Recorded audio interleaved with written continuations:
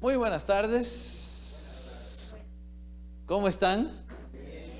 Bienvenidos a este tiempo juntos que, bueno, hemos llamado Interpretación Bíblica 1, pero en realidad no se llama Interpretación Bíblica 1, ¿o sí?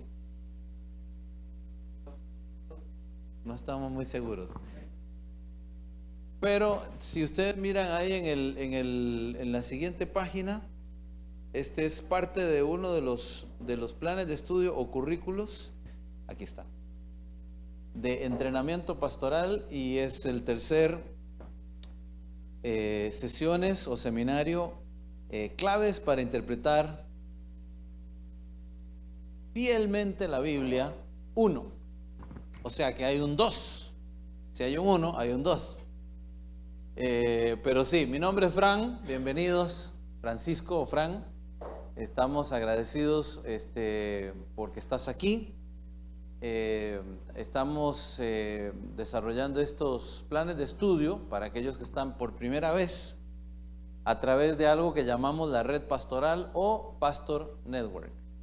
Y servimos con este ministerio que se llama Reach Global. Y entonces seguramente alguno va a decir, pero les gusta poner todos los nombres en inglés. No, simplemente es que nuestros compañeros son norteamericanos y servimos con esta misión, alcance mundial o alcance global. Entonces, pero para los amigos, Reach Global, como Frank. Ok, agradecemos a Dios tu presencia aquí. Si estás por primera vez, bienvenido. Si repites, qué bueno verte de nuevo. Hay algunas personas que vienen en camino, así que por ahí se van a ir sumando algunos que vienen de distancia o salen del trabajo y están llegando en los próximos minutos. Y como estamos ya un poquito pasados de la hora, en honor a los que llegan a tiempo, como son ustedes, entonces vamos a comenzar sin más ni más. Voy a pedir al pastor Arcesio, si nos guías a Dios en oración, por favor, para dar comienzo e introducir inmediatamente a nuestro facilitador. Oremos.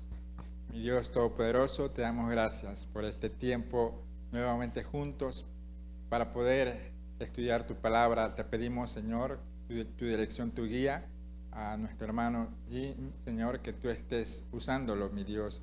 Y también a cada uno de nosotros que tú nos hables y nos ayudes también a poder interpretar correctamente tu palabra, Señor, para poder vivirla y para poder también ayudar a otros, Señor, en nuestras iglesias. Bendice este tiempo. En el nombre de Jesús, amén. Muy bien, gracias, pastor. Se me pasó mencionar, la mayoría conoce a mi esposa Silvia, está ahí siempre, y agradecemos también el apoyo del grupo de apoyo que ha servido y nos está apoyando para la preparación de todo. En el año 2021, el equipo para América Latina de Reach Global tuvo la oportunidad de ir desarrollando algo que se llama transformación espiritual. Y tuvimos varias sesiones, todavía en aquel, sí, lo seguimos haciendo, pero especialmente por el hecho de que veníamos saliendo de la pandemia, pero hubo varias sesiones, y así fue como conocimos a nuestro compañero Jim Panayo, que estuvo varios años sirviendo como director o líder del equipo en Perú, y que maneja mejor que muchos hermanos norteamericanos, maneja muy bien el castellano. Y ayer, mira qué interesante, en una conversación supe que él estudió literatura en la universidad. Entonces, con ese manejo, más la teología, creo que no es perfecto, pero está bastante completo. Y entonces agradecemos la oportunidad que tuvimos el año pasado con estos seminarios de transformación espiritual 1 y 2. Si no tuviste oportunidad de participar, todavía los videos están, gracias a la iglesia china, evangélica China Libre, que los graba y los tiene todavía en la nube, ahí en su canal de YouTube. Está el material también, y entonces vamos a este tiempo juntos en la palabra de Dios. Así que Jim, seguramente más detalles de su vida, aventuras y demás, él nos va a contar. Un aplauso, recibimos entonces a Jim Panayo para este tiempo. Bienvenido.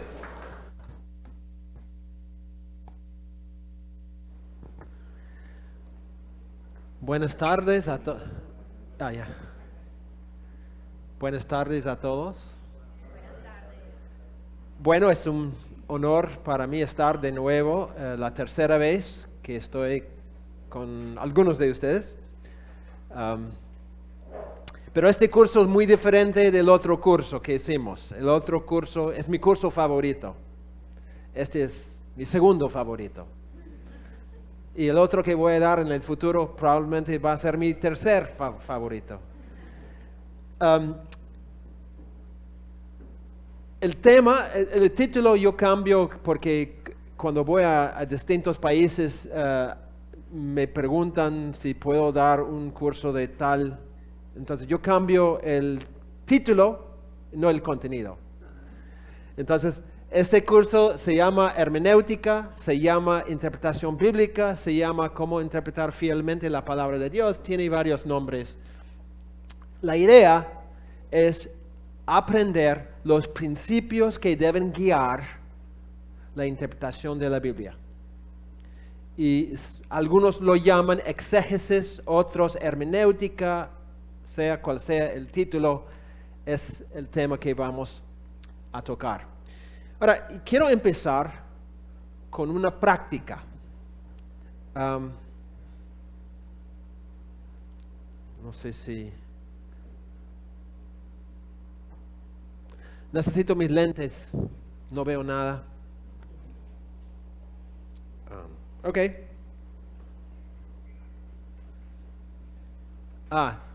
Yo no tengo la culpa entonces.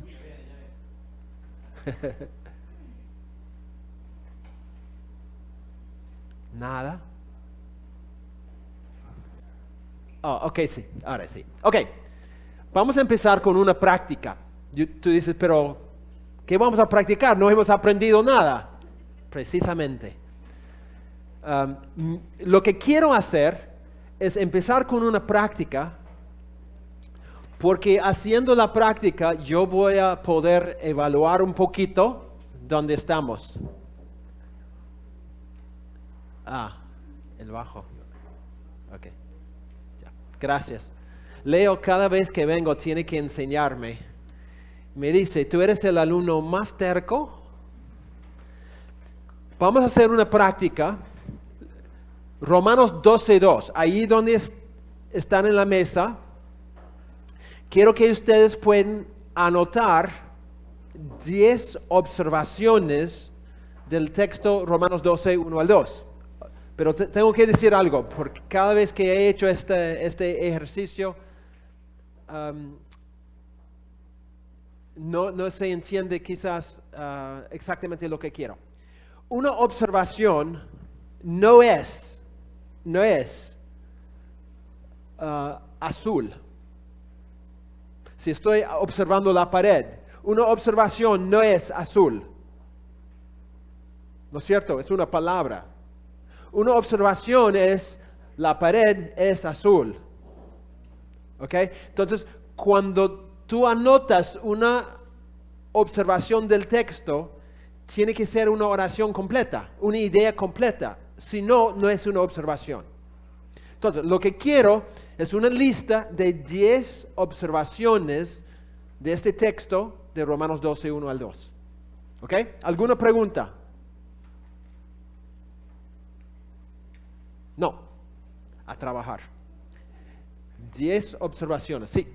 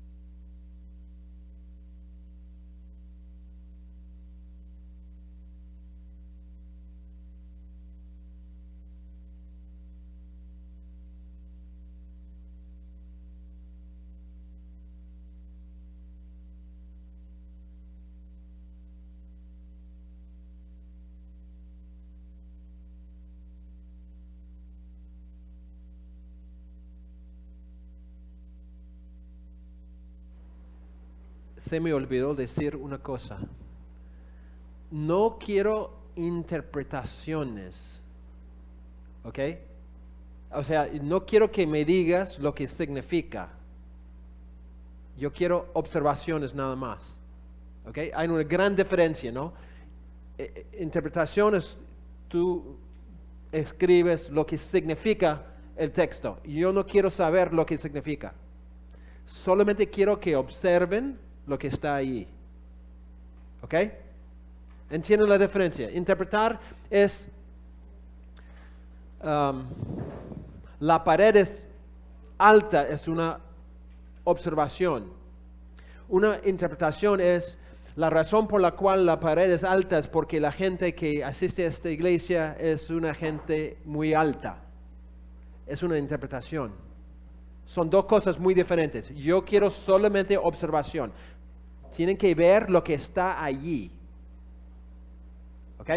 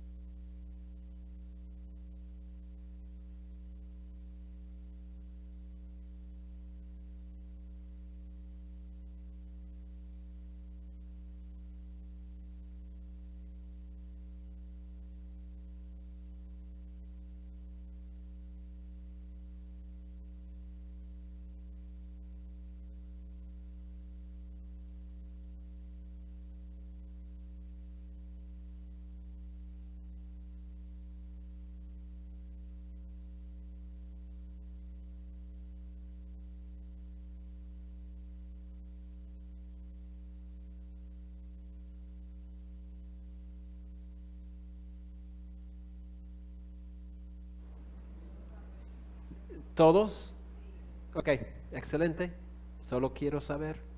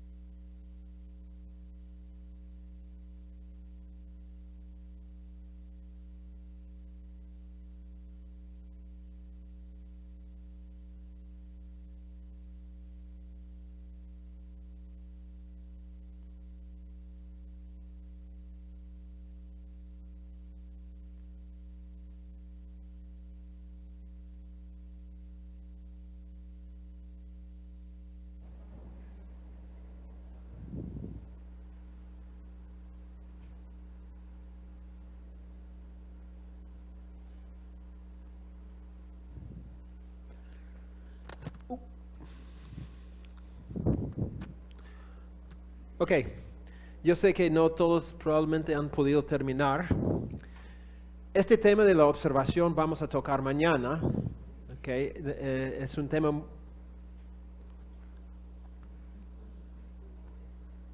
muy importante. ¿Mejor? Ok, muy importante, pero es para mañana. Ok, ¿quién quiere compartir una sola observación? No voy a hacer muchos comentarios, solamente quería practicar antes de empezar, pero ¿quién quiere compartir una sola observación? Sheila, La carta está en tiempo presente. ¿otra vez? La carta está escrita en tiempo presente. Ok, ¿qué quiere decir con tiempo presente? Que es algo que es actual.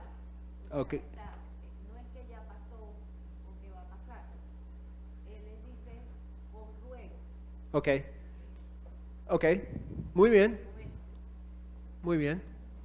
Es pasado para nosotros, obviamente, 2000 años atrás. ¿Qué más? ¿Qué otra observación? Sí, hermano. Pablo le está hablando a personas creyentes, Ok, ¿cómo sabes? porque dice, os ruego hermanos. Ok, muy bien, muy bien. Pastor, Esta declaración es resultado de algo previo, ¿cómo sabes? así que Ok, muy bien. Entonces, Pablo empieza con así que. Si yo entro acá por primera vez y yo digo así que, no tiene sentido, ¿no es cierto? Porque se conecta con algo que se dijo antes. Muy bien, excelente. ¿Qué más?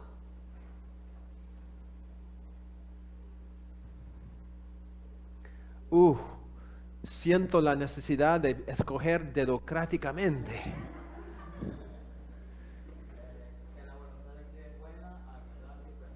Ok, muy bien.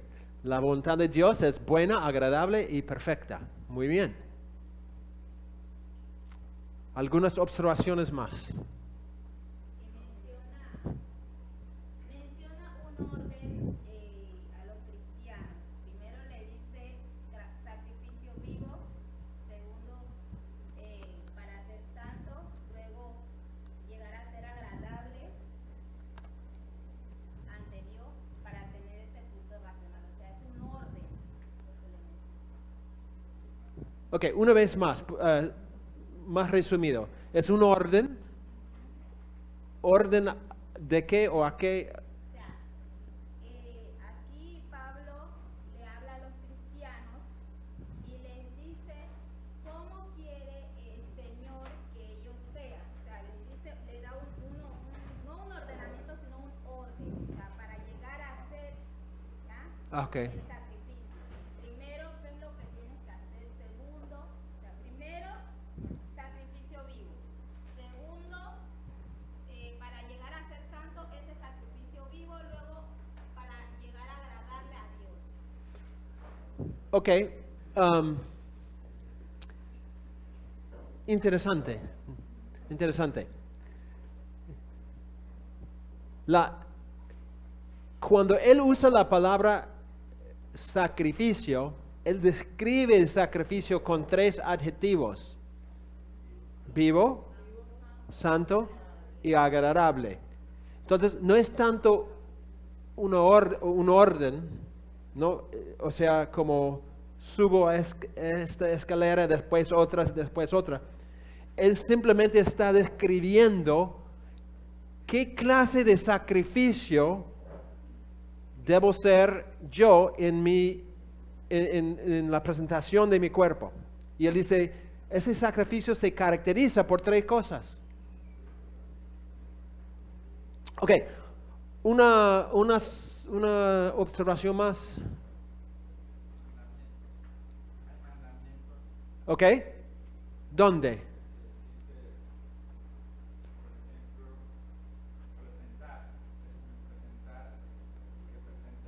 Ok.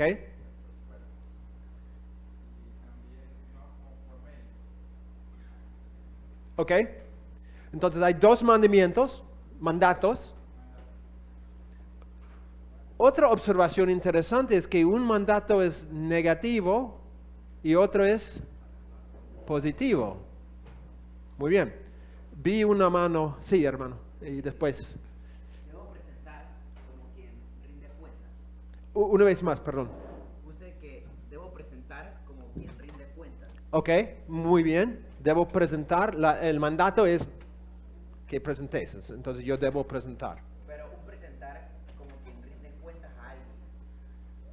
Ok, puede ser. Eso podría ser una interpretación. Podría ser porque simplemente dice presentar. Entonces, si agregamos es una forma de rendir cuentas, eso podría ser tomar un paso más adelante y decir, pero ¿cuál es el objetivo de ese presentar? ¿Me explico más o menos? Ok. Sí, hermano. Yo veía cuando hablaba que él está queriendo algo que deben entregar en relación al capítulo anterior, capítulo 11, versículo final, porque todas las cosas son de él. Entonces no tendría que ser ningún sacrificio, lo llamamos de esa manera, darle a Dios lo que a él le pertenece. Ok. Está rogando por algo que hay que entregar que no nos debe, porque era de él. Ok. Eso sería, creo que una interpretación también. No digo que la interpretación está mal, está bien. Solamente no es lo que pedí, ¿no? Vamos a ver más adelante. Hay que distinguir entre lo que es observar y lo que es interpretar. ¿Por qué? Porque no se puede interpretar sin observar. Si yo no veo algo por lo que es, ¿cómo voy a entender lo que significa o cuál es su función? Entonces, la primera cosa es, hay que verlo tal y cual como es. Después yo puedo tomar un paso más adelante y decir qué significa. Ahora, eso es para más adelante. Creo que también veo que aparece Dios 3 veces. Ok, muy bien. El texto habla 3 veces de Dios. Muy bien. Ok, suficiente por ahora. Vamos a aprender un proceso de observación, algunos trucos para ser mejores observadores. Vamos a hablar de eso mañana. Solamente quería hacer una práctica para poder ver cómo van con las observaciones. Ok. Siempre surge una pregunta cuando alguien quiere enseñar un curso como este curso. Y la pregunta es, ¿por qué? ¿Por qué necesito yo aprender los principios de interpretación? Quiero contarles una historia.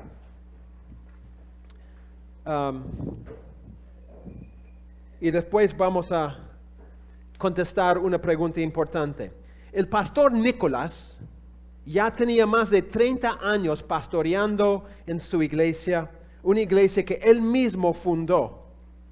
La iglesia ha crecido una barbaridad en todos esos años, empezando con solo el pastor y su esposa y sus 3 hijos, 2 vecinos y 2 tíos con sus hijos. Empezaron a reunirse en la casa del tío Néstor, pero con el crecimiento rápido tuvieron que alquilar un local y después pudieron construir su propio templo, el mismo en el cual se reúnen en la actualidad. El pastor Nicolás ha predicado fielmente todos estos años. No tenía una preparación teológica formal, no obstante, predicaba con pasión y siempre intentaba usar la Biblia como su base. La gente estaba acostumbrada a su estilo de predicación y por lo general no había quejas.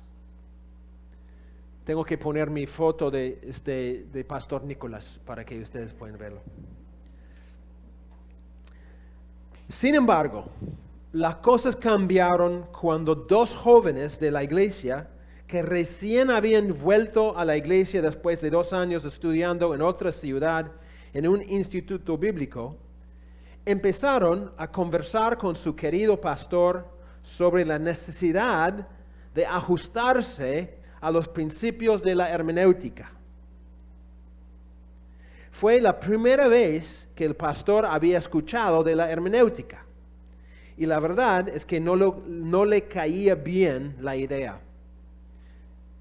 Entonces ellos decían que el pastor violaba ciertos principios importantes de la hermenéutica y por ende no estaba siendo fiel a la intención de las escrituras.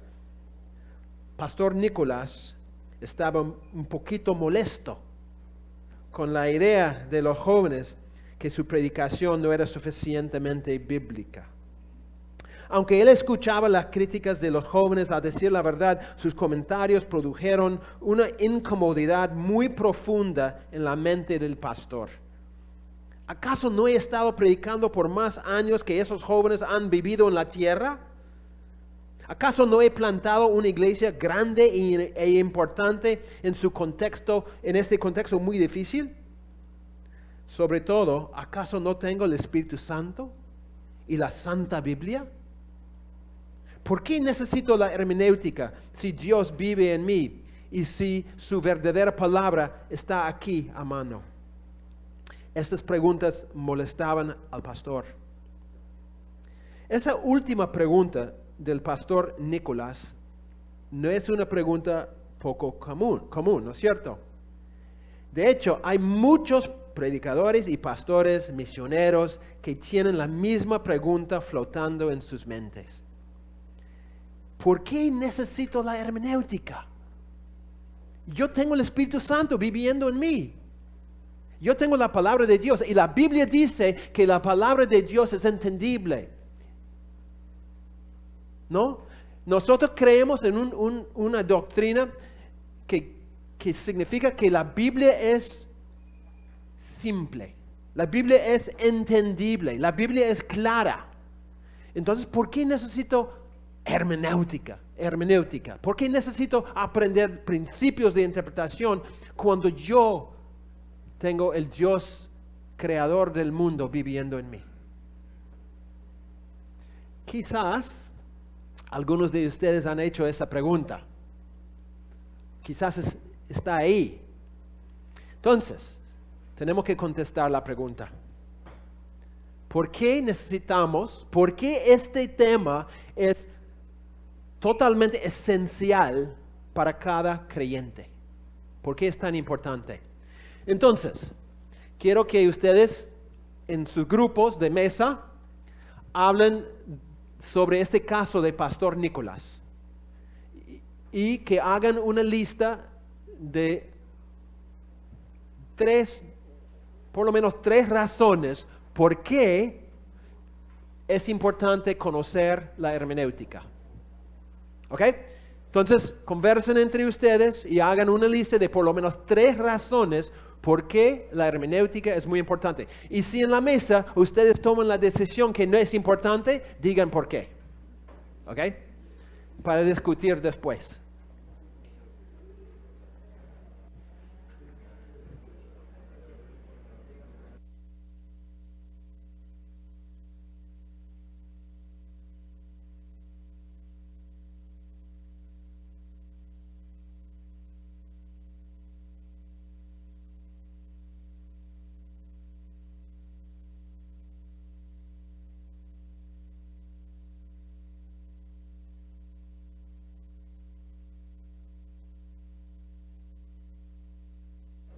Por si acaso, terminando el curso, si alguien quiere una copia del PowerPoint, yo puedo pasarlo a ustedes a un precio muy cómodo.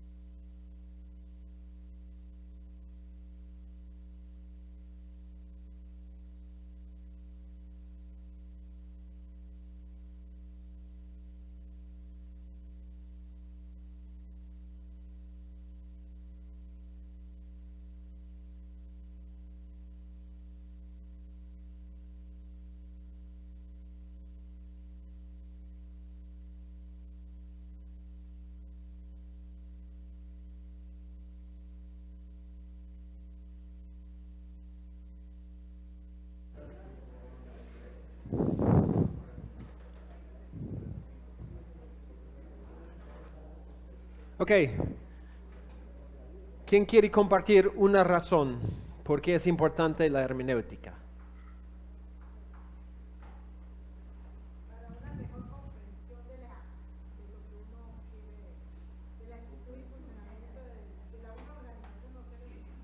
Ok, muy bien. Para poder comprender mejor. Por el hecho de que la Biblia, aun siendo entendible, fue escrita en diferentes contextos sociales, lingüísticos, culturales y a un idioma diferente. Muy bien. Vamos a tocar ese punto un montón. Muy importante eso. ¿Qué más? Sí, hermana. Por la hermenéutica nos damos cuenta a quién fue escrito, la lectura original, a quién va dirigido, los receptores y la aplicación que es aplicada. Ok, muy bien, muy bien. ¿Qué más? Sheila. Para no dejarnos engañar por mitos o ideas que no estén en la palabra de Dios. Ok, muy bien. ¿Alguna respuesta más?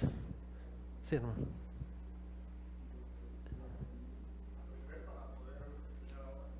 Ok, muy bien. Nos ayuda a aprender para poder transmitirlo a los demás. Ok. Sí.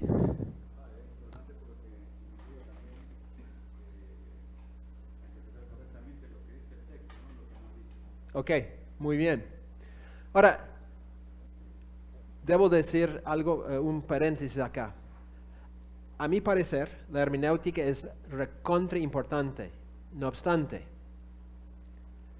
escúcheme muy bien. El hecho de que yo aprendo los principios de la hermenéutica no significa que ya no voy a equivocarme. No significa que yo voy a interpretar correctamente siempre. No es una fórmula mágica, pero es una ayuda para guiarnos a entender la Biblia mejor. Ok, quiero compartir 4 razones más con ustedes por qué es tan importante la hermenéutica. Primero, es importante porque todos nosotros ya tenemos una hermenéutica. Tú dices, ni he escuchado la palabra hermenéutica antes, pero aún sin conocer la palabra, tú tienes una hermenéutica y todos los días usas la hermenéutica. Todos los días. Todos los días interpretamos una variedad de comunicaciones verbales. Entonces yo estoy manejando el carro y yo veo una señal que dice curva peligrosa. Yo tengo que interpretar esa señal. Yo puedo pensar que es una broma, ¿no? Y después choco con y me muero. ¿Por qué? Porque interpreté mal la señalización. Estoy conversando con alguien y la persona dice algo. Y yo digo, ¿qué tal raza? ¿Cómo me va a hablar así? ¿Qué he hecho? He interpretado lo que él ha dicho, quizás equivocadamente. En todos momentos, en todo ambiente, en todo contexto, nosotros siempre estamos interpretando cosas. Y para interpretar, usamos la hermenéutica. La hermenéutica no es nada más que los principios que guían una interpretación de algo. En cada conversación, en cada trabajo, mi jefe me dice, Jim, quiero que tú hagas tal cosa. Yo tengo que interpretar lo que él está diciendo. Siempre usamos la hermenéutica. Entonces, todos usamos un método de interpretación, aun si no lo reconocemos. Tenemos un método. La pregunta es si nuestro método es bueno o malo. Si es correcto o no. Una persona que dice, yo no necesito eso. Yo tengo el Espíritu Santo. Yo digo, perdóname, pero eres tonto. No te das cuenta que tú tienes una hermenéutica. Y lo triste es que tu hermenéutica es muy mala. Te vas a equivocar. Y la equivocación en la interpretación causa un montón de problemas. Cuando yo, por ejemplo, estoy con mi esposa y yo digo algo y ella interpreta mal, yo sé que tengo que pasar la noche en la cajita del perro. ¿Por qué? Una mala interpretación. Todos los días, en todos los contextos, siempre estamos aplicando principios de interpretación. Por eso debemos aprender los principios correctos. Si no, vamos a hacer con la Biblia lo que yo acabo de ilustrar con mi esposa. Y vamos a estar en una casa de perrita eternamente. Y eso no queremos. Yo me acuerdo, estuve en las montañas de Perú, en un paradero de bus, esperando mi bus. Y llegó un hombre de edad y empezamos a conversar y él era un testigo de Jehová. Entonces, en esa conversación, él empezó a compartir todas las mentiras de los testigos. No sabía con quién se había metido él, ¿no? Entonces, estamos conversando y entonces yo digo, ya, interesante lo que me estás diciendo. Tengo una pregunta para ti. ¿Cuáles son los principios de hermenéutica que guían esa interpretación tuya? Y él me miró como si yo fuera un marciano. Nunca había pensado en la idea de que él tenía principios de interpretación. Pero yo podía ver un montón de huecos en su interpretación. Por eso llegó a varias interpretaciones totalmente equivocadas de textos muy claros en la Biblia.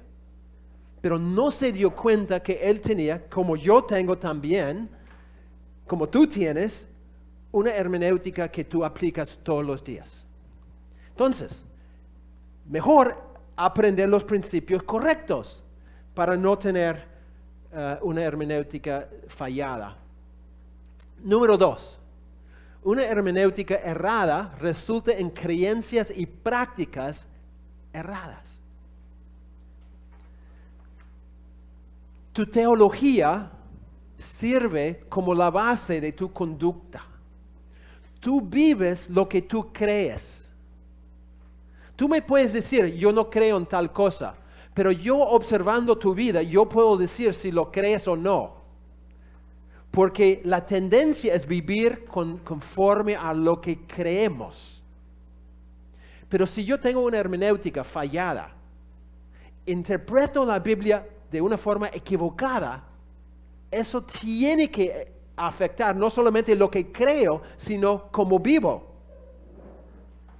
Yo voy a empezar a vivir incorrectamente, como un ejemplo exagerado, pero hubo una época en la historia cuando la gente creía que ser mártir era algo que Dios quería. Y había gente que de verdad corría hacia eso. Y muchos, interpretando Mateo 5, 29 y 30, si tu ojo derecho es causa de pecado, si tu tu mano derecha, había en la historia de la iglesia gente que lo tomaba literalmente y los hacía.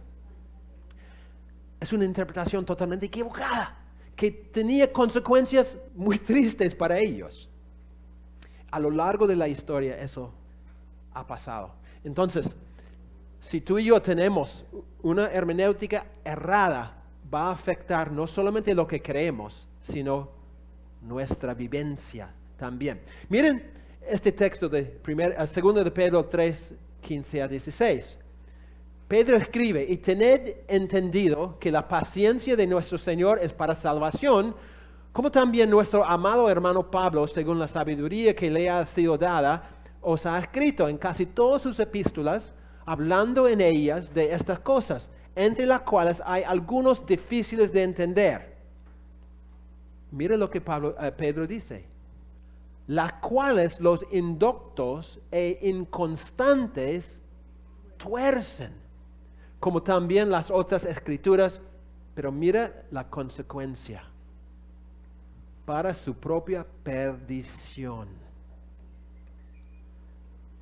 Es fuerte lo que Pedro dice. Pedro dice que Pablo escribió varias cartas y en las cartas él enseña cosas como Pedro estaba enseñando. Sin embargo, había cosas difíciles de entender. Y Pedro dice que había ciertas personas, él los llama indoctos e inconstantes. La palabra indocto, la palabra en griego detrás de esa palabra, aparece solamente en este texto en toda la Biblia. No aparece en ningún otro texto en el Nuevo Testamento, no aparece en la versión en griego del Antiguo Testamento, no aparece en los patriarcas de la iglesia, no aparece en ningún otro lugar cristiano en todo ese contexto histórico. Parece que Pedro encontró la palabra no sé dónde. Pero la idea es que hay gente que no ha aprendido, gente inmadura, gente que es inexperto, no capacitada. Y esa gente, por no tener una capacitación adecuada, torcían las escrituras. Y Pedro dice, la cosa más triste es la consecuencia. ¿Cuál es la consecuencia? Su propia perdición. No estamos hablando de, ups, me equivoqué. No estamos hablando de algo, no, suave.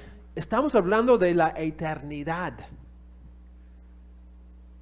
Yo digo, la hermenéutica es muy importante, porque lo que está en juego es mucho más que mi ministerio. Lo que está en juego es la eternidad.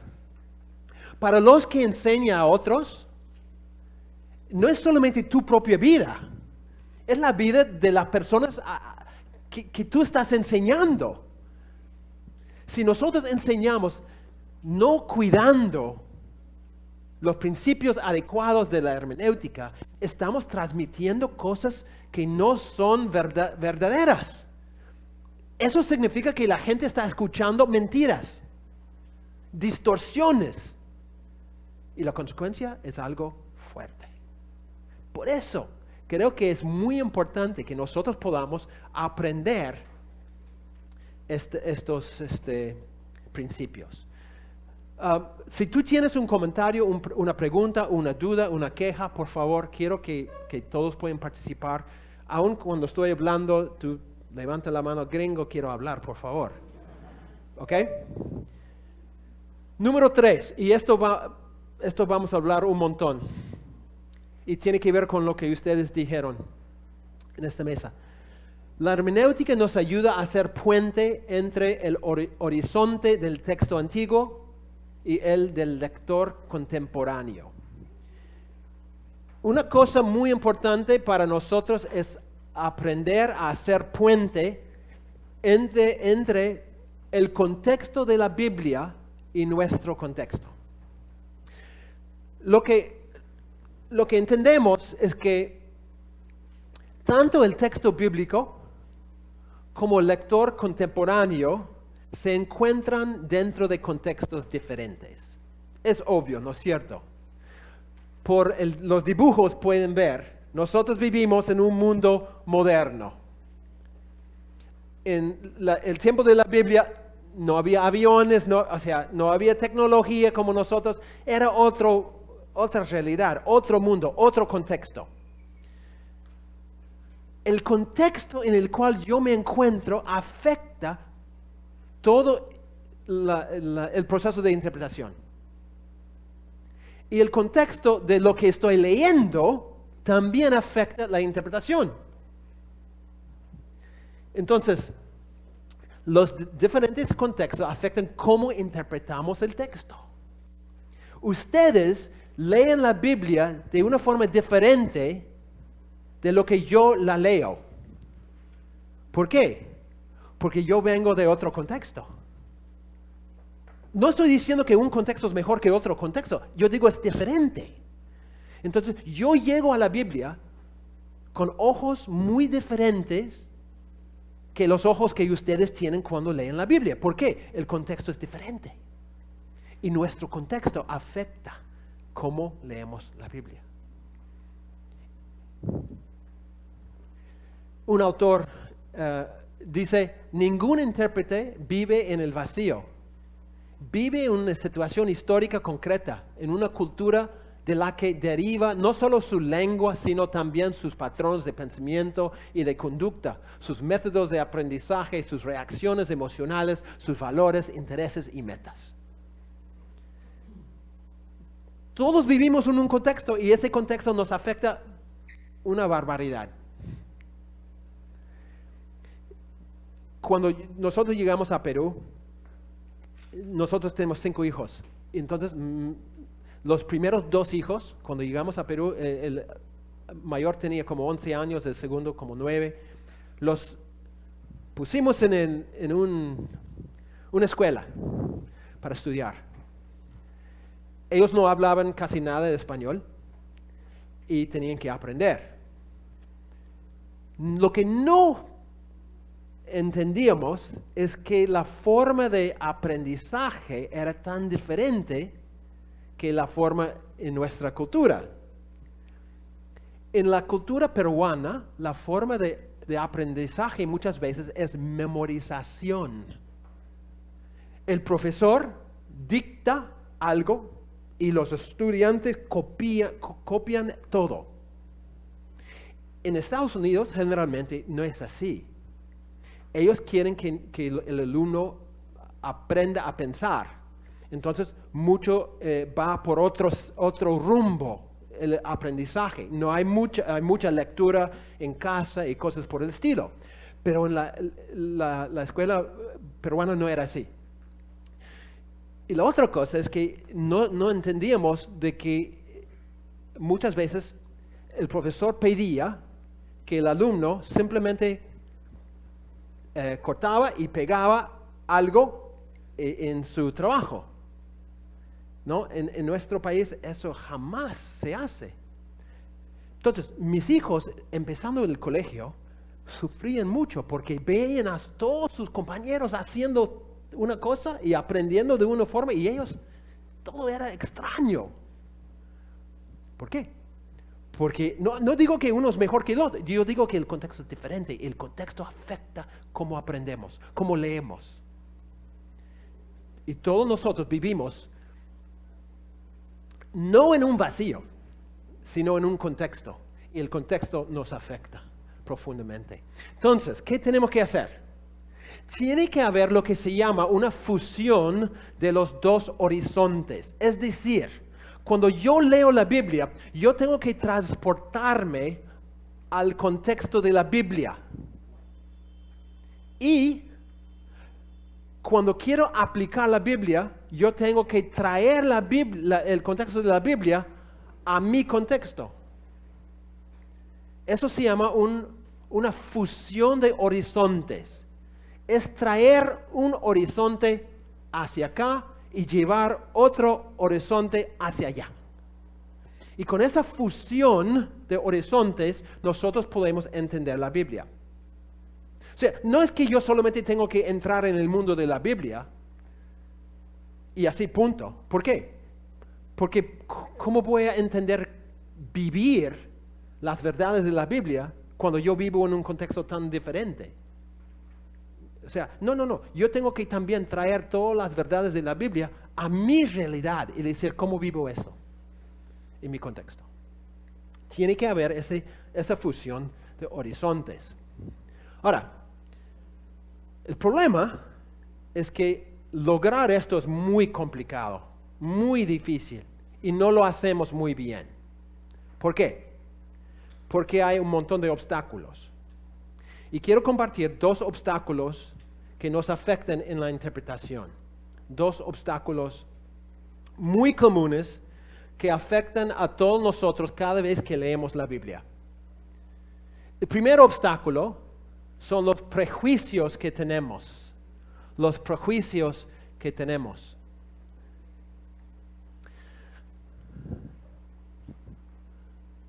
¿Qué quiere decir un prejuicio? Cuando hablamos de un prejuicio, ¿qué quiere decir?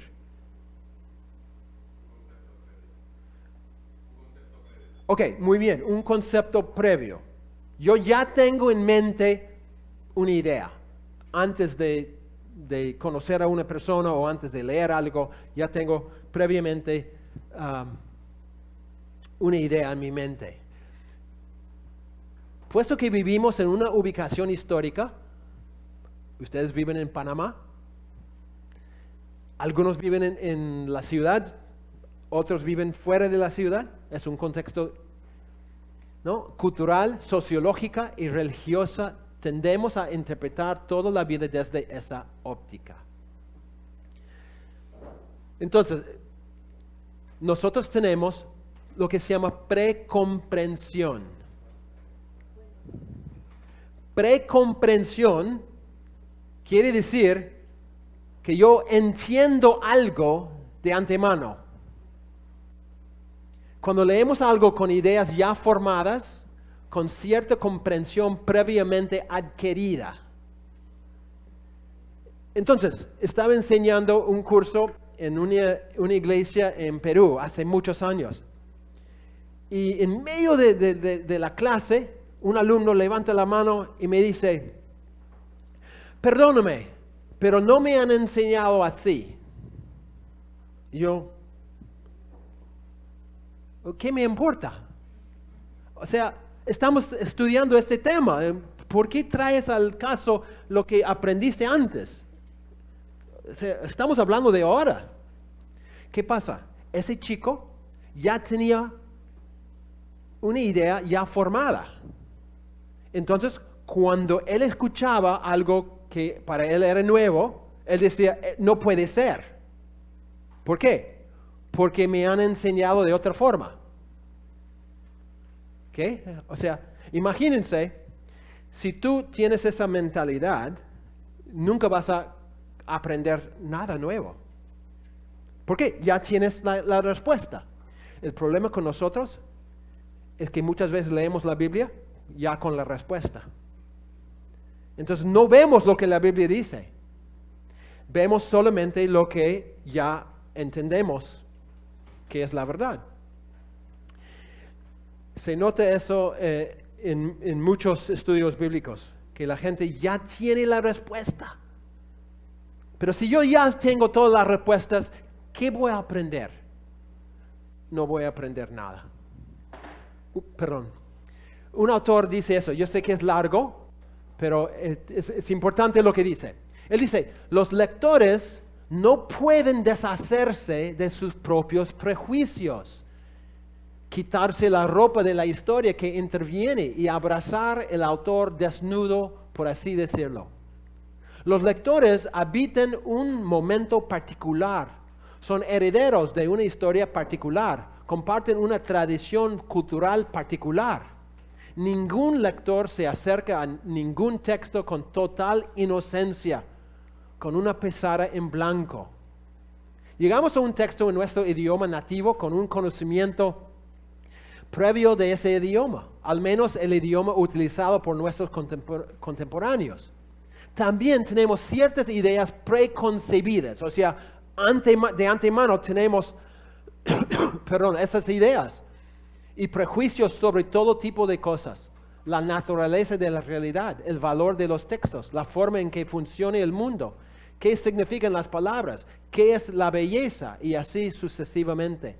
Muchos de esos prejuicios pueden ser inconscientes, pero existen de todos modos.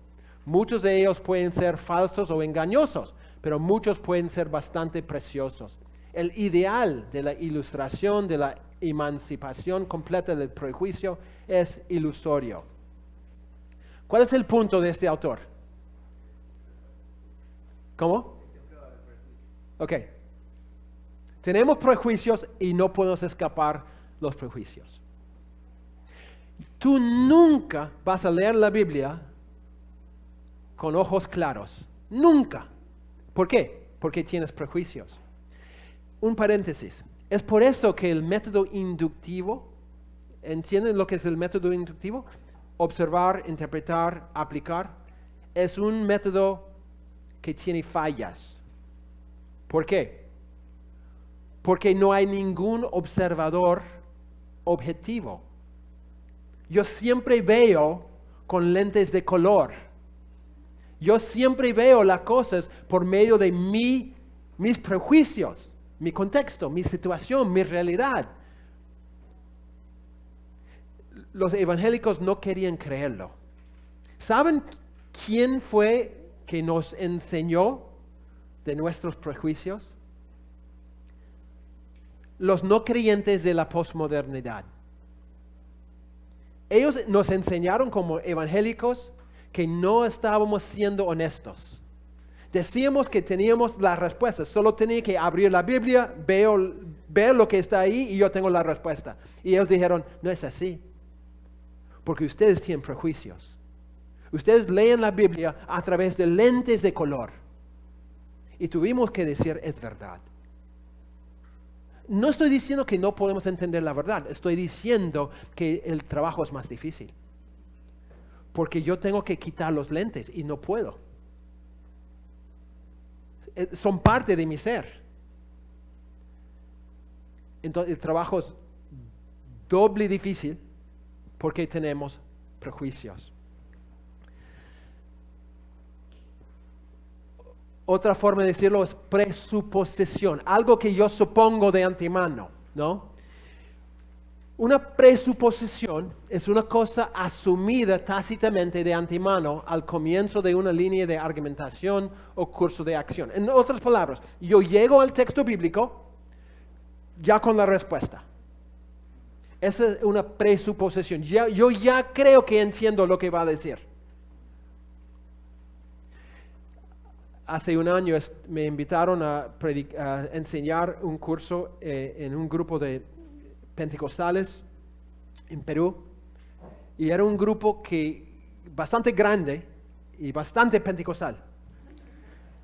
Entonces yo estaba enseñando un punto de doctrina que no va de acuerdo con su doctrina, ¿no? Y yo digo, uy, es como se dice en Perú, piña nomás. Tengo que meterme en el agua profunda. Entonces empecé a discutir el tema.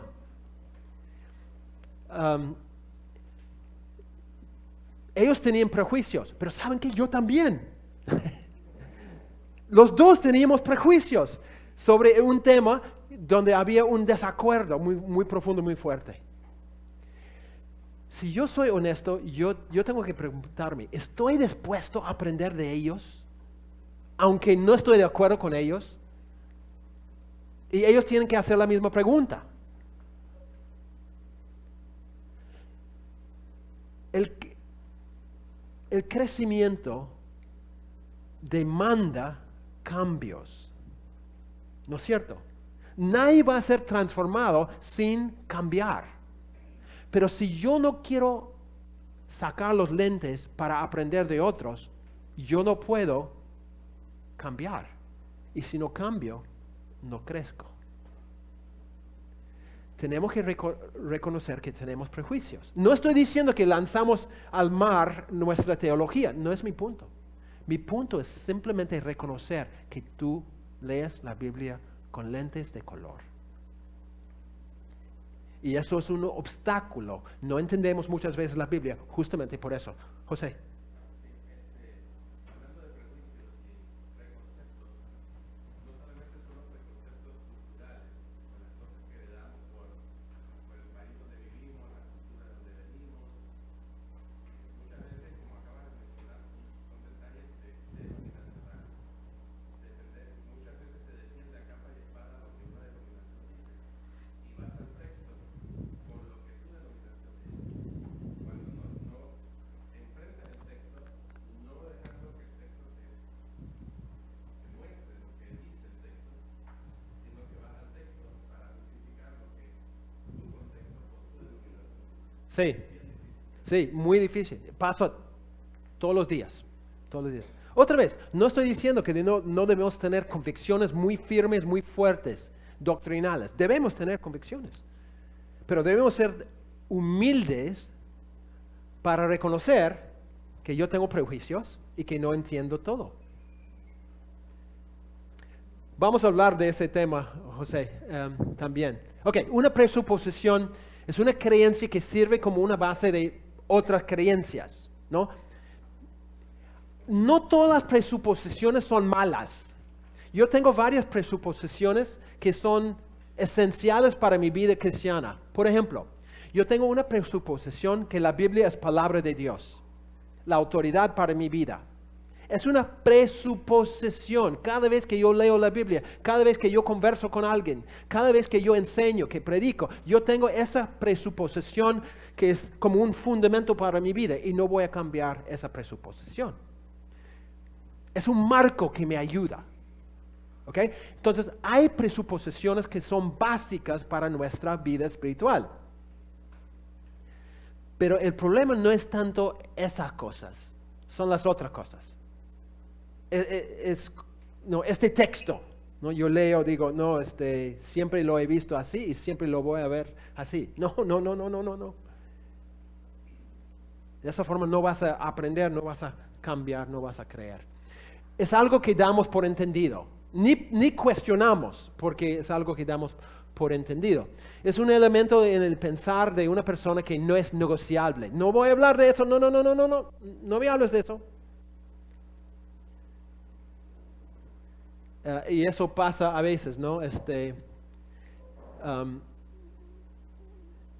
Podemos hablar de cualquier tema, pero hay ciertos temas que no. Eso es un prejuicio. Es una convicción fija sobre la cual se construye percepciones y opiniones. Es una presuposición, algo que yo supongo de antemano. Es un obstáculo en la interpretación de las Escrituras. Ahora, tú dices, por favor, avanza, Ok. 4 ejemplos donde nuestros prejuicios afectan la interpretación. Aquí es donde quería llegar. 4 ejemplos. Número 1.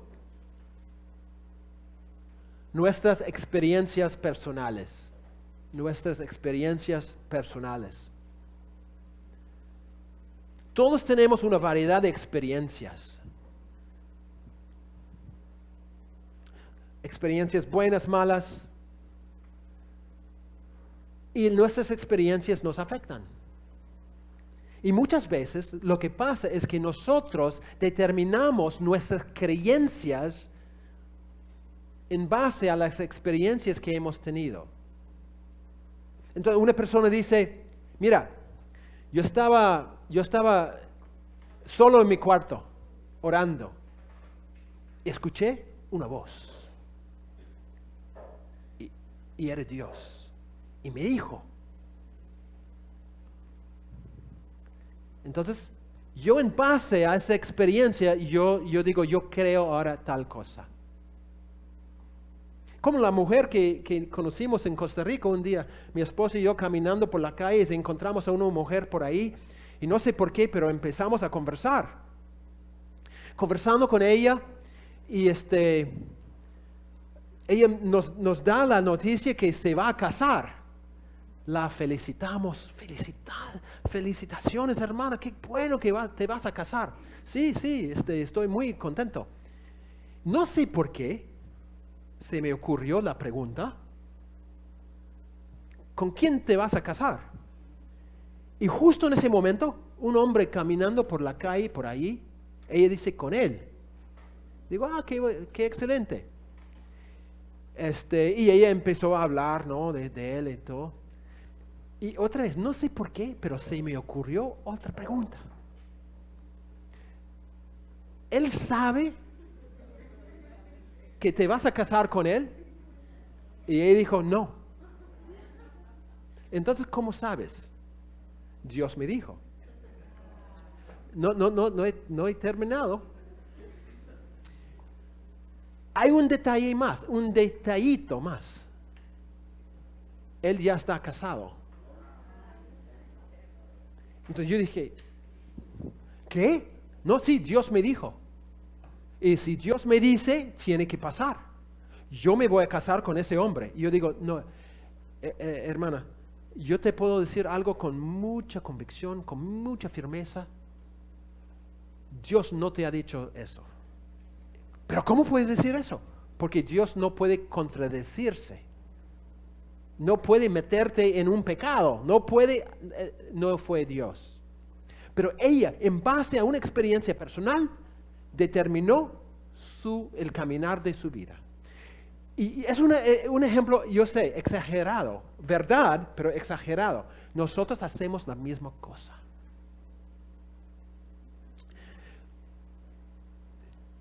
Un día, un periodista trabajaba en una empresa y un día él va al salón de donde tenían su almuerzo. Y se sienta en una silla empezando a almorzar y llega la contadora de la empresa y empiezan a conversar. Y la contadora o alguien del grupo lanzó el tema del infierno. Y la contadora dijo, soy una madre, nunca enviaría a ninguno de mis hijos al infierno. No por ningún motivo. Entonces, ¿por qué Dios lo haría? El periodista era un evangélico. Cuando él escuchó lo que esa mujer dijo, él se puso a pensar y dijo, es verdad. O sea, Dios no haría eso. Y él dejó de creer en el infierno. Cambió toda su doctrina en base a un comentario de una mujer. ¿Por qué? Porque la argumentación de ella le convenció. Pero era por experiencia propia, no por texto bíblico, no por... Muchos creyentes hoy en día ya no creen, por ejemplo, en el infierno, justamente por experiencia. Porque mi papá, mi amigo, mi primo murió y no conocía a Cristo. ¿Cómo va? Era buena gente. Muchos jóvenes ya no creen en la homosexualidad, que es un pecado, perdón. ¿Saben por qué? Porque ellos están luchando con los deseos, ¿no? Tienen una confusión dentro de ellos. Entonces su conclusión es que ya no es un pecado. ¿Por qué? Porque yo estoy sintiendo esto. Recién escuché a una persona que no cree que no hay, que el divorcio no es un problema. ¿Por qué? Se divorció. Mi punto, hermanos, es que todos nosotros tenemos experiencias personales y esas experiencias personales afectan cómo interpretamos la Biblia. Y en muchos casos, no leemos la Biblia por la Biblia, leemos la Biblia a través de las experiencias que hemos tenido. Y eso afecta cómo interpretamos la Biblia. Número 2, nuestra cultura. Ya hemos hablado un poquito de esto. Pero ustedes leen la Biblia como panameños. Es verdad. Y yo leo la Biblia como un gringo.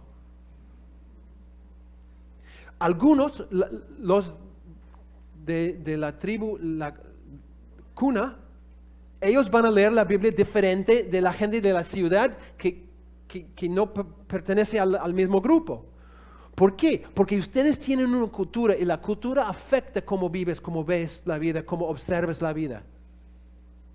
Cuando estaba en Perú los primeros años, no podía entender cómo mis compañeros cristianos peruanos veían en cada texto algo de la economía. Yo decía, no entiendo. Es que yo vengo de un mundo clase media, nunca faltaba nada en mi vida. Y ellos venían de una pobreza. Entonces ellos veían en la Biblia economía, economía, economía. Y yo nunca veía nada de eso. Y no podía entender por qué. Después me di cuenta. Era mi cultura y su cultura que afecta cómo leemos la Biblia. Tú vas a tener preguntas que yo jamás voy a tener. Y yo preguntas que tú jamás vas a tener. ¿Por qué? Venimos de culturas diferentes. La cultura afecta cómo leemos la Biblia. Tenemos que reconocerlo. No digo que es pecado, digo que es realidad. Y tenemos que reconocer que es un posible obstáculo en nuestra interpretación de la palabra de Dios. Número 3, nuestro contexto histórico y social.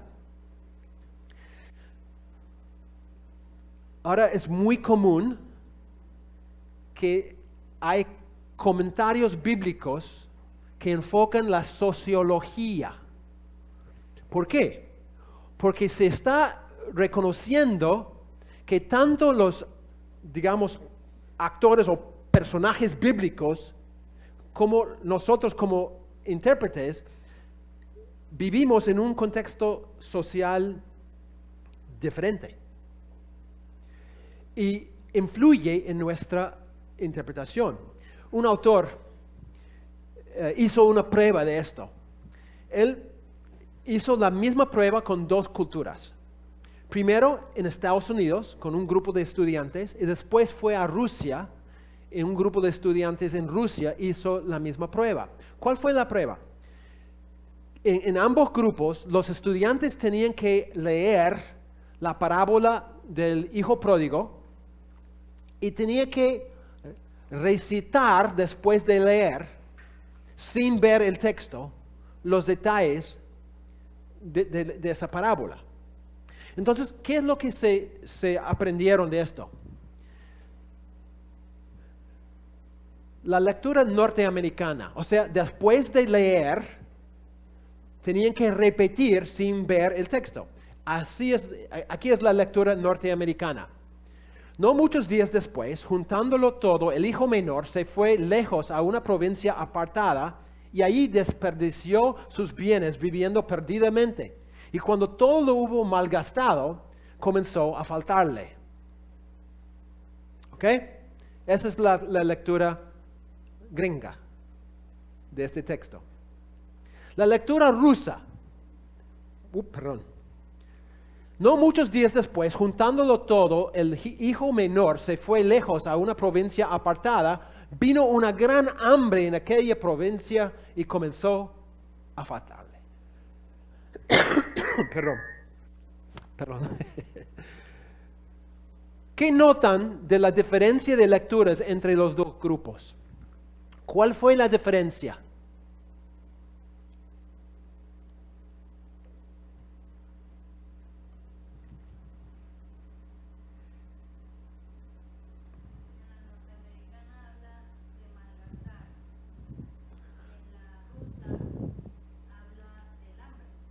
Ok, muy bien, muy bien.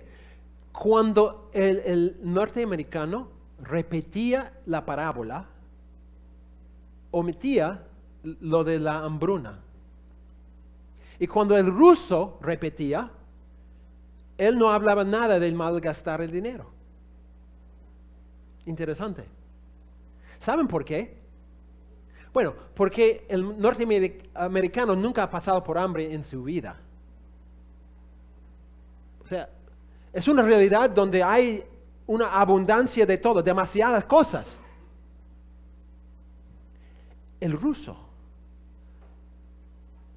muchos de ellos se acordaban de años antes, cuando había un hambre en Rusia y una tercera parte de la población falleció por la hambruna hace muchos años.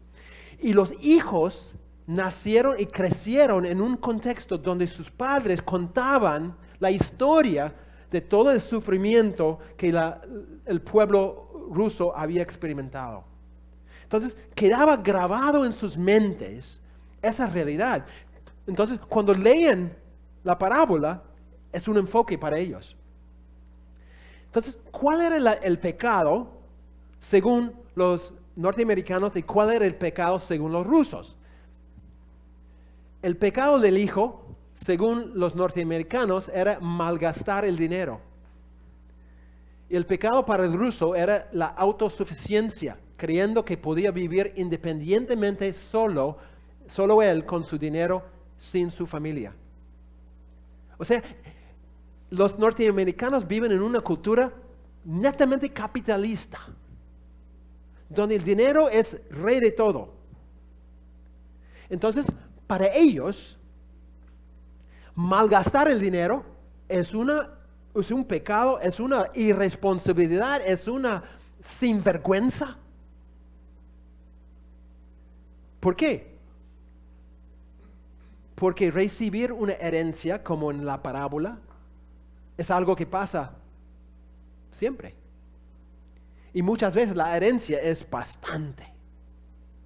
Entonces, malgastar, después de haber recibido un regalo tan profundo, es algo que no se puede imaginar.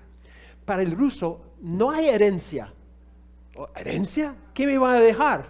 Por la justa sobrevive. Entonces, para ellos, perder la herencia solamente me hace como todos los demás. Pobre. Pero ¿cómo es posible que un niño o un joven se va de la casa dejando a su familia? ¿No? Y vive como si fuera una persona independiente. Es una cultura socialista, donde todo es en común. ¿Entienden el punto? Nosotros leemos la Biblia por medio de nuestro contexto socioeconómico.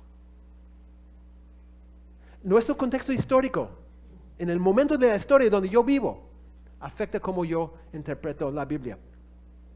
Hace 50 años no había ningún evangélico en el mundo pensando dentro de sí que la homosexualidad podría ser algo aceptable en la iglesia. Ninguno. Pero ahora es aceptado en muchas iglesias. ¿Por qué? Vivimos en otra realidad, otro contexto. Todas las cosas han cambiado. Y nuestra tendencia es leer la Biblia según nuestro contexto. Número 4 es nuestra perspectiva teológica. Es lo que Pastor José estaba diciendo, ¿no? Que nosotros podemos tener una perspectiva teológica que afecta cómo leemos la Biblia. Es por eso que un calvinista y un arminiano leen el mismo texto y llegan a conclusiones totalmente diferentes. Es la razón por la cual un dispensacionalista y una persona de la teología del pacto leen el mismo texto y llegan a conclusiones opuestas. ¿Por qué? Porque nosotros leemos la Biblia por medio de los lentes de nuestra teología. Y nuestra teología afecta cómo leemos. Entonces, si hay alguien acá que no cree en las lenguas, seguramente tú vas a leer textos donde la Biblia habla de lenguas, ¿no es cierto? Muchos textos. Y tú vas a decir, no, es que es por otra época, ¿no? Y una persona que cree en lenguas va a leer todos los textos y decir, es evidencia que debemos hablar en lenguas. Estamos leyendo los mismos textos. Pero nuestro contexto teológico influye y a veces controla cómo nosotros leemos la Biblia.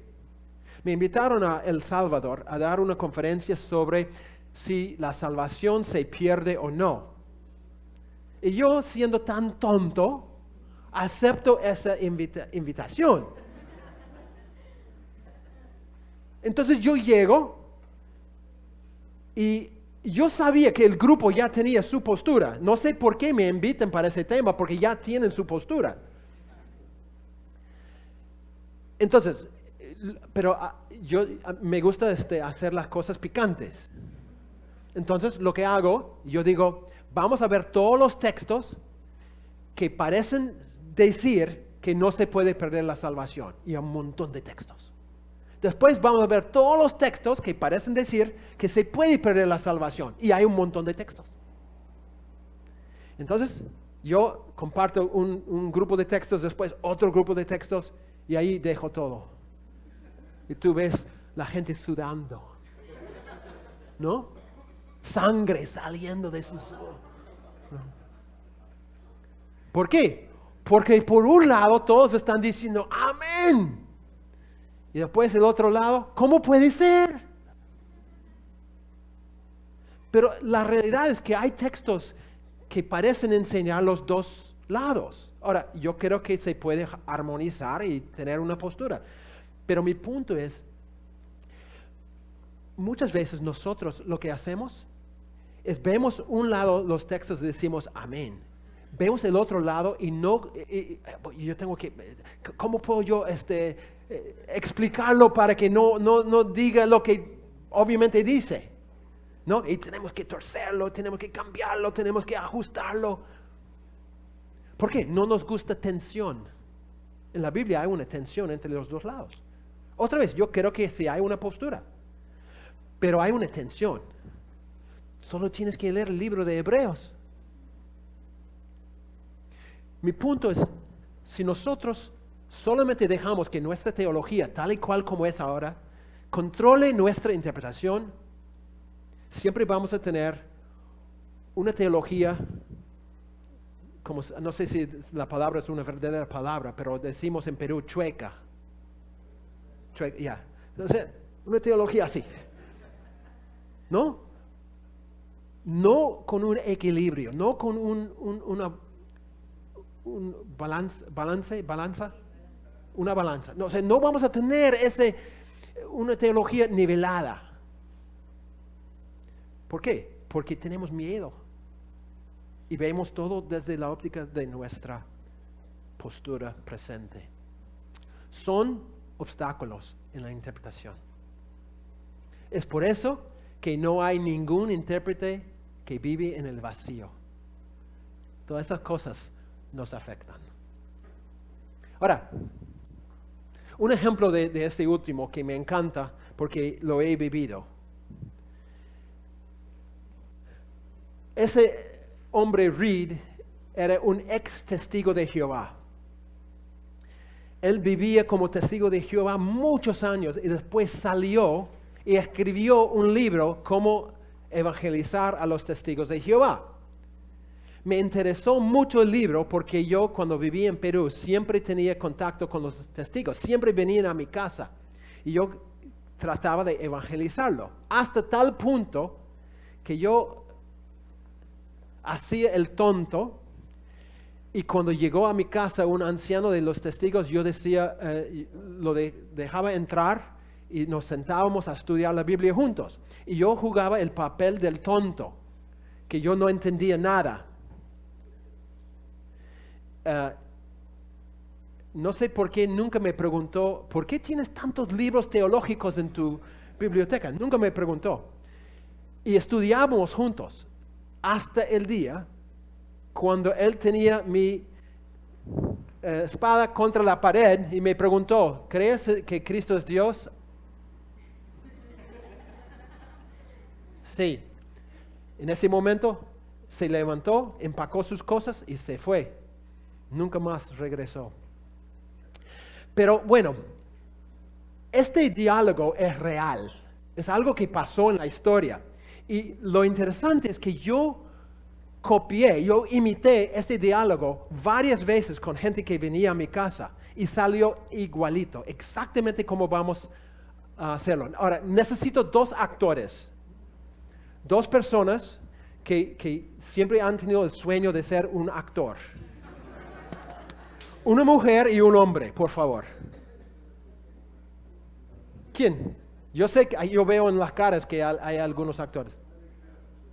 ¿Quién? Dos actores, por favor. Alguien para jugar el papel de Reed y la otra persona que puede ser la señora testigo. Oh, tengo que escoger dedo. Hermana, gracias. Te veo como una buena testigo de Jehová. Ah, ya, micro, ya. Ok, ¿quién va a ser el otro?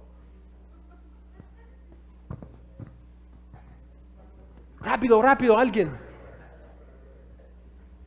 Otro testigo, muy bien. Ok.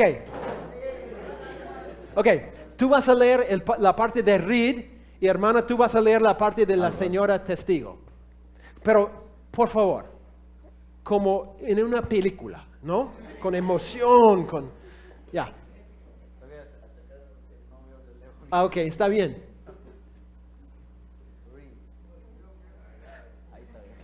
No se puede acercarse más, ¿no? Ya. Leo, Ya, sí, pero con emoción. con emoción. He escuchado que ustedes creen que son parte de una gran muchedumbre que van a recibir la vida eterna en la tierra en vez de ir al cielo. ¿No es cierto? Sigue. ¿Me puedes mostrar dónde la Biblia habla de la gran muchedumbre? Por supuesto, se encuentra en Apocalipsis 7:9. Pero Apocalipsis 7:15 ubica la gran muchedumbre delante del trono de Dios en el cielo. ¿No es cierto? Bueno, el trono de Dios está en el cielo, sin embargo, la gran muchedumbre está en la tierra. Toda la creación se para delante del trono de Dios. ¿Podría usted leer Apocalipsis 19:1 de tu propia Biblia para ver dónde está pasaje ubica la gran muchedumbre? ¿Cómo no? Dice, después de esto oí una gran voz como una gran multitud en el cielo. ¿Y dónde está la gran muchedumbre? La gran muchedumbre está en la tierra. Eso es lo que dice el texto. Léalo de nuevo. Dice en el cielo. Sin embargo, la gran muchedumbre está en la tierra. Gracias. ¿Qué opinan? Es verdad. No es algo inventado. Dice, y ella reconoce, y dice en el cielo, pero significa en la tierra. ¿No? Y yo, otra vez, yo he hecho esto palabra por palabra cuando han venido a mi casa. La misma cosa, y han llegado a la misma conclusión. Ellos dicen, en la tierra. Ciegos, cegados por su teología. Pero antes de echar la culpa a ellos, tú y yo tenemos que mirarnos en el mismo espejo, porque hacemos la misma cosa. A veces leemos algo en la Biblia y decimos, no puede ser eso. ¿Por qué? No, porque no puede ser. Pero así dice, no puede ser. Nosotros hacemos la misma cosa. ¿Por qué? Porque dejamos a veces que nuestra teología controle nuestra interpretación. Es un gran obstáculo. Otro obstáculo muy, muy fuerte es hambre. Y yo sé que ustedes tienen hambre. Entonces ahora vamos a comer. Regresaremos después.